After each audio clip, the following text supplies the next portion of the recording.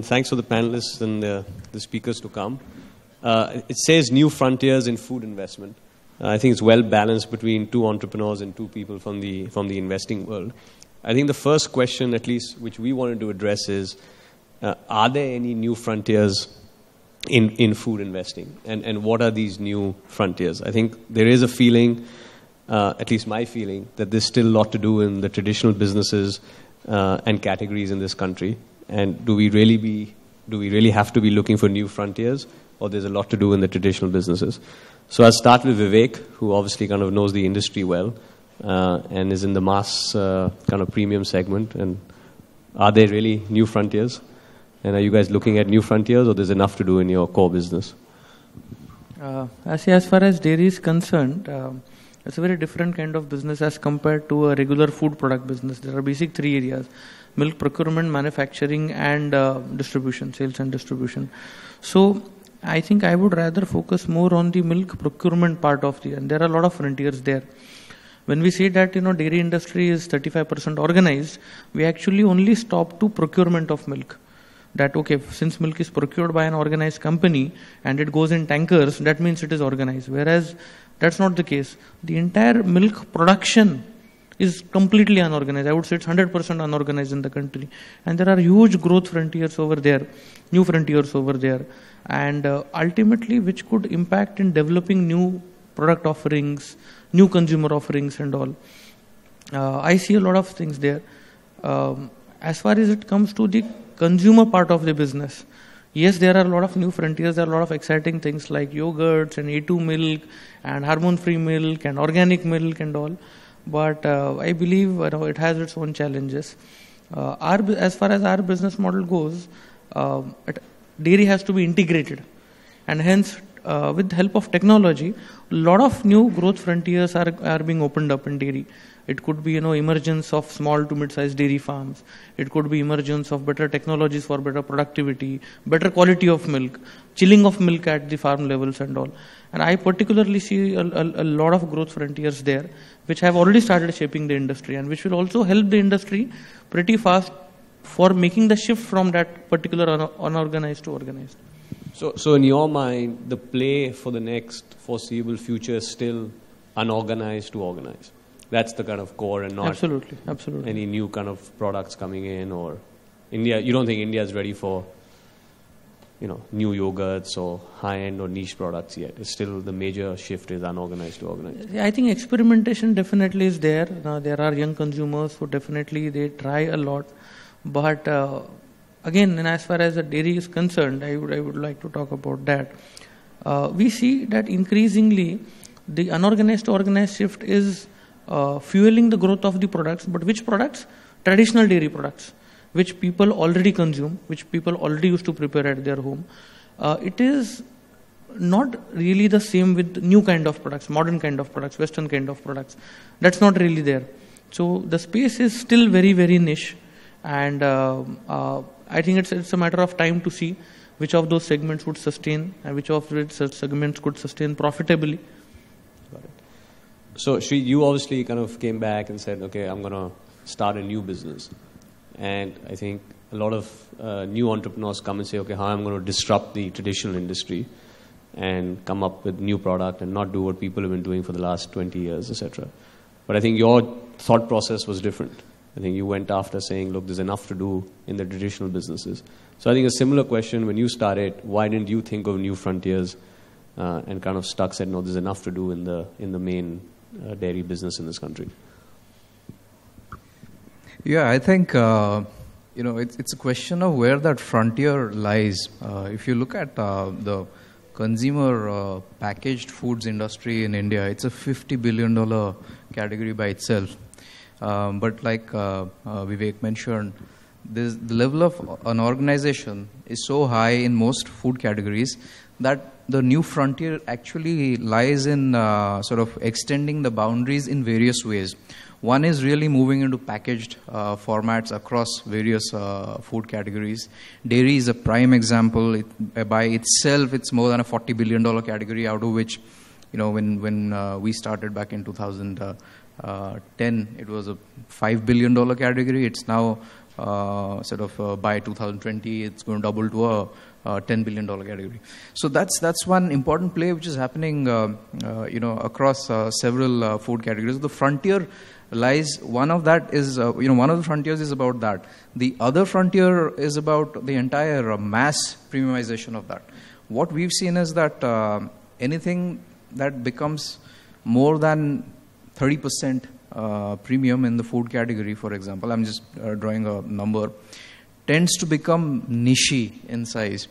But if one can effectively build a clear proposition for the consumer, look at a real problem. For example, in dairy, there's this whole problem of consumer trust deficit that exists, and the whole, our whole Milky Moo brand was kind of evolved on the whole platform of addressing that consumer trust deficit.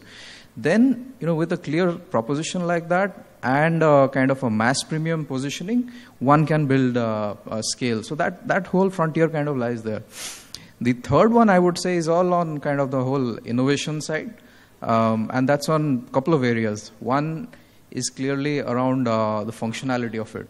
So functional innovation will kind of become an important play, but how large will it scale? Will it tend remain niche is one issue. The other kind of innovation is all around convenience. For example, especially in this topic, there's been mention about milk delivery, direct to home, and all of that. Again, so convenience is another aspect that is a frontier that would be pushed. So I think there are several of these in kind of existing traditional or legacy businesses where the frontiers clearly have to be pushed. We don't need to necessarily just look at disruption, and within double quotes, tech-enabled disruption just for the sake of it. There is enough headroom to actually look at bringing technology in a focused way, addressing these problem areas, and creating that solution for the consumer. And technology, and that's obviously a big big disruption. Sorry, is that more for scalability, for better margins, reaching the consumer, or just making the production process more automated? I think it's across the supply chain. If you see the supply chain in India in food, it's highly disaggregated. And it actually is a bottleneck, for example. So getting the right technology in the supply chain itself is important. In milk, for example, you have to have the right kind of technology in place right from the time you source the milk up to the time you are delivering to the consumer at the right with the proper last mile connectivity. So technology absolutely plays an important role in all of this, including, for example, how one transacts with farmers. We don't have large dairy farms and all of that in India. So there are kind of hundreds of thousands of disaggregated farmers. So how we transact with them, bringing in payment and pricing transparency, all of these are areas where technology can has been able to enable us to do things. So the application of the technology is very different in this space, and not necessarily in the conventional sense that it is understood. Okay, got it. So Sameer, obviously you look at a wide range of investing in food, consumer, logistics, and if you go back last 2 to 3 years, or what you're looking to invest now, what is your thought process? Where is your kind of macro thinking come from? Is it from, again, these are the big spaces and this is where I'm going to try and find a player? Or let's look at, what can be disruptive in the food industry, and as consumers' tastes change, maybe I should find a new player which is going to disrupt the industry? I think let me answer this question in 2 to 3 parts, actually. I think number one, I think both Vivek and Sri mentioned that the industry is quite large. There have been traditional players who are sort of addressing mass market consumer brands or products per se. over the last 3 to 4 years, what one has seen, especially with the advent of a lot of focus on sort of technology and getting things home, convenience, faster transactions, easier, so on and so forth. The crux of the issues within the food industry has still remained the same. It is still inefficient to produce something. It is still as inefficient to actually get a product from the farm to a processing center to a distribution center onward. The value chain has still unfortunately remained the same. There has not been any significant positive impact in the supply chains as well, and I think that's really where what we're sort of looking at. I think there have been a couple of clear leaders in terms of who have either done something or have the necessary sort of tools in place now to sort of go out and become market leaders or industry beaters. And I think those are the trends that we're looking at now. Convenience is one, but I think more and more, I think there are two key topics that we look at Tuscan. One being that inefficiency in the value chain. How does a particular product or a company sort of address that? And the other is in terms of movement of cash. How do you get money to the farmer quicker? How do you get it to a dairy processor quicker? And I think these are the two themes that one has seen, or we continue to focus on, and finding sort of people within the industry or innovators per se who we'd like to sort of back. Okay. So, one of the things I wanted to ask Vivek and Sri and Samir, you also, is how do you, as entrepreneurs, as companies, try and predict the future? Obviously, there's this, the unorganized to organized shift, and, as the per capita income increases, people will eat, higher-end products. But how do you find or try and predict trends? Is it what's happening in the West, consumer surveys? Like when you say, okay, now I'm going to step on the pedal to do more paneer or more processed food or Greek yogurt, and this is the right time for me now to spend my time on it. I mean, what are the indications you get saying, okay, the country is ready? I think the basic insight, I would say, lies in working very closely with the elements, may it be farmers, to understand what are the problems they are facing and what are the solutions in the parallel agricultural commodities which have been growing, which compete milk. Similarly, in terms of the front end, if you see, it is about working closely with the retailers, with the trade, with the food service segment, and trying to understand what their problems are. I think understanding the problems definitely gives a great insight that not only us, but how the industry is going to try to solve these problems. There are definitely a lot of learnings which we see from other countries which are adopted here.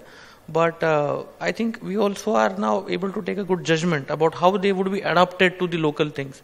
And again, it would be milk production technology in developed countries vis-a-vis how is it going to get customized here. That judgment, I think, comes by working closely with the farmers, progressive farmers particularly, and a similar thing again about the customers as well, about what are the kind of packaged dairy products people are consuming and what are the kind of variations they would like it in the future. What are the problems of the food service industry. In other countries, obviously, we see that they are more organized. So, some trends could definitely be picked up, but it also depends a lot about working with those elements closely in the market who already are a part of that and learning from them about what is the kind of customized solution which could be adopted in this environment. That's what we do normally. Shri, how do you? Yeah, I think it's a sort of difficult challenge in India, if you ask me. Sort of trying to replicate what's worked in Western mature markets is probably not the right recipe.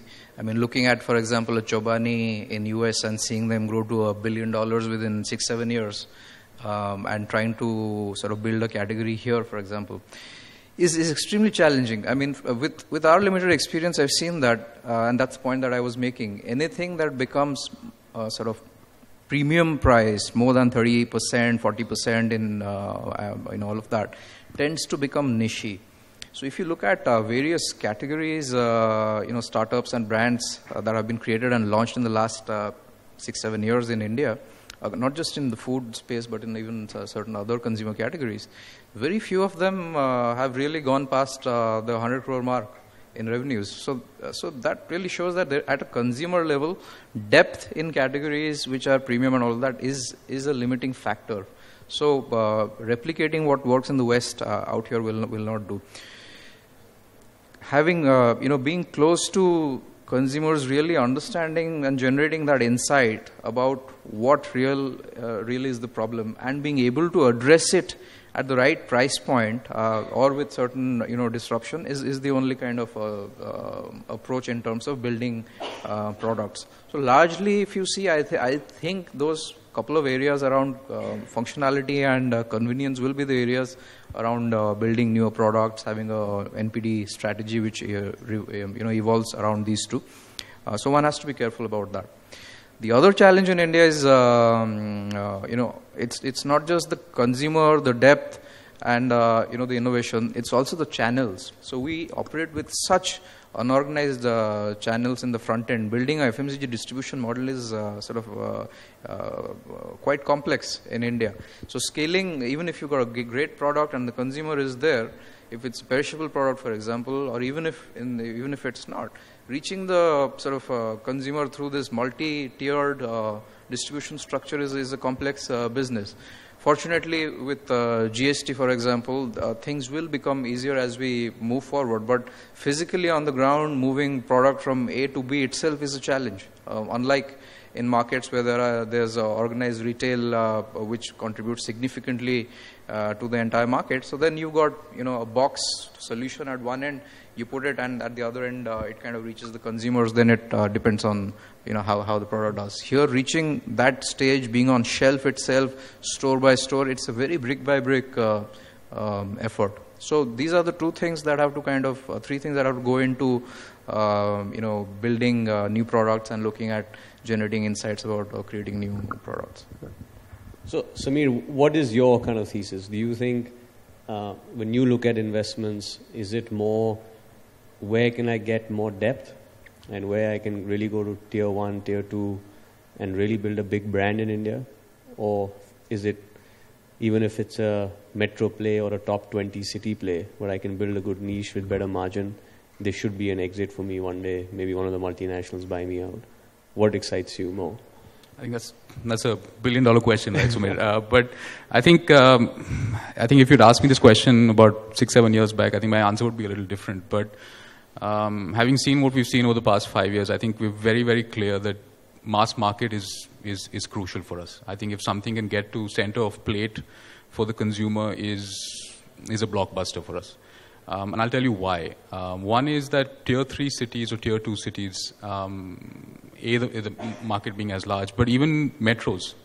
There are pockets within the metros which are, of course, consume niche products like Shri mentioned, but the large portions of the metros themselves which behave in a certain way like a tier 2, tier 3 city, and their ability to spend and buy usually works out to be much larger. I think I'm sort of alluding to the point that Vivek also mentioned. That's what sort of we've learned over the past 5 years, and in order to get hold of trends, really, I think reports are great, conversations are great. I think at the end of it, what we've realized is that the inefficiency within the value chain still remains strong. And the people who end up sort of pushing a particular product or not pushing a particular product are still the distributors. And it's still the same problem that remains in the country that was about 8 years back, 10 years back. And like you mentioned, you can produce the best product. It could be the most exciting one to sort of be launched. But if it can't get to the consumer somewhere in Taloja, for example, or Bhubaneswar, for example, I mean, you are sort of topped out. And creating 500 crore, 600 crore sort of revenue generator isn't necessarily possible because there are far too many channels. Each channel comes with its own challenges and inefficiencies, and that in turn has been a limiting factor for large food brands to be built out over the past 5-6 years. So one other question which kind of comes up a lot, at least when I meet new companies and we debate, is India ready for healthy food? Now, this whole McDonald's globally is slowing down and they're moving into healthy food, and people will be more conscious about what they're eating. Is it organic? Is it healthy? Is it low fat, etc.? My personal view is I think we have a long way to go. But just want to, I guess, understand when you guys are building your products, what is the core which is still lying on the breakfast table or the dining table, and when will people say, okay, I can move slightly left or right and I'm going to now start having this super healthy food and not what we've been seeing for generations on the table. I mean, one of the things we were talking about is Jubilant had a great time, and then as the food delivery companies started giving you options to eat Indian food in 30-35 minutes, there was some impact obviously felt, and pizza wasn't the natural taste bud. So do you think, is India ready for healthy food? Are people conscious, or this is just a nice Bombay, Delhi, Bangalore where everybody wants to go to the gym, but the rest of the country is still very happy eating what they've been eating for years, which not necessarily is unhealthy, but just more traditional? And I think it's actually there's a kind of an irony in there. So the answer is both yes and no. So if you look at, for example, carbonated drinks in India, clearly it's hitting the larger players now. So there is something happening at that end where consumers have become conscious about sugary drinks and all of that. So that's a macro level trend which seems to be happening. However, or rather, kind of extending that, we've also seen that even in a limited way, I'm sharing our experience. I've seen that even though our brand is kind of mass premium priced, it was selling in certain pockets which were where you wouldn't expect it to sell, which are price sensitive zones or areas and what have you. So on probing further, we realized that the households would buy the better products for the children, for the kids especially. But they're okay to buy, the cheaper milk to just for their tea or all that. So that is clearly there.